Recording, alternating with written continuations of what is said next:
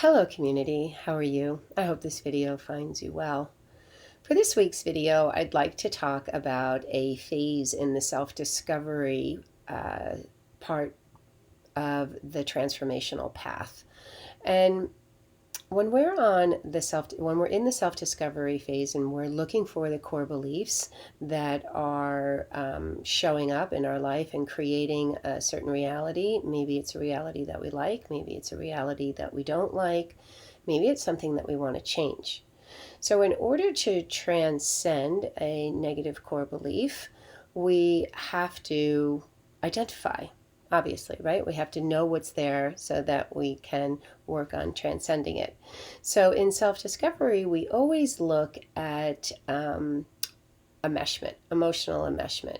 And the most obvious way that emotional enmeshment is spoken about is taking on somebody else, taking on a caretaker's, whoever conditioned us, taking on their beliefs, taking on their feelings, taking on maybe just their energy.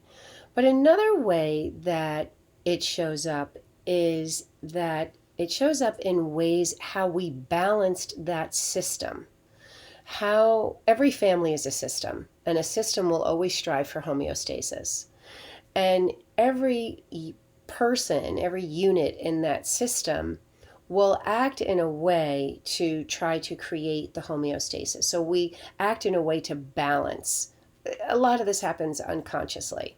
So you will notice sometimes that somebody in the system maybe over worries, and then somebody else kind of shows up thinking, presenting that they're not worrying, or someone's very organized and someone else shows up maybe not so organized. And of course, there's all matters of degree here.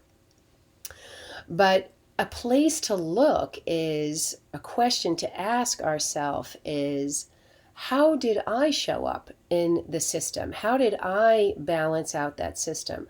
What did I need to do in order to get love and approval? And what were the identities that my ego chose to create in order to survive in this system? And this is very helpful because a lot of times we're acting on autopilot and we just think that, oh, that's just the way that I am. Well, it's true, it is the way that we are, but it's also true that we have neuroplasticity and that we can shift and change, or at least shift the degree, or at least bring awareness to when we are doing what we are doing when we are doing it, so that we can ask that beautiful question in the moment, such as, do I really need to still be doing this? Do I need this to survive? Do I need this to get love and approval in this moment? And when we truly can give ourselves the love and approval based on what's in our hearts, not what's in our mind, but what's in our hearts, and give ourselves permission to live the way that we want to live, to own our own life. This is when it starts to get fun, because then we start to challenge those identities and we challenge those ways in which we balanced out the familial system and the culture in the home. So when we sense that, and a validating response would be, oh, it's normal and it's natural that I show up this way, or that I have this belief, because this is what I needed to do in order to get my love and approval. This is how I unconsciously balanced out the system. And then the follow-up question would be, well, how does that make me feel? Does this make me exhausted in my current day life? Is this a way that is really in my heart that I am choosing to show up? And sometimes the answer is yes, but when the answer is no, we at least can validate why it's so normal that we do have that identity, and how it's so natural, and how we got groomed that way. Now that's the intellectual part. Of course, there's always two parts to transformational growth. First, I have to intellectually understand it, right? My ego needs that satisfaction. And then it's to really feel in the body. How does that feel in my body? Where is that stress, if it is a stress in my body?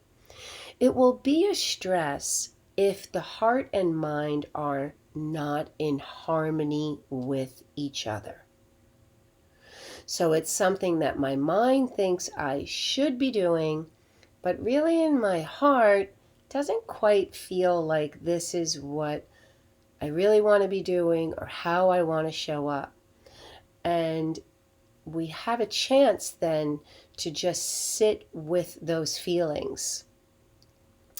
And then as that emotional response starts to neutralize, we can begin to ask ourselves, well, how do I want to show up in this moment? How do I want to show up, and how would that feel in my body? And then allow the nervous system to relax into that in order to create permanent shift and permanent change. So I hope this was helpful. I hope you have a beautiful week, and I will see you next week. Bye.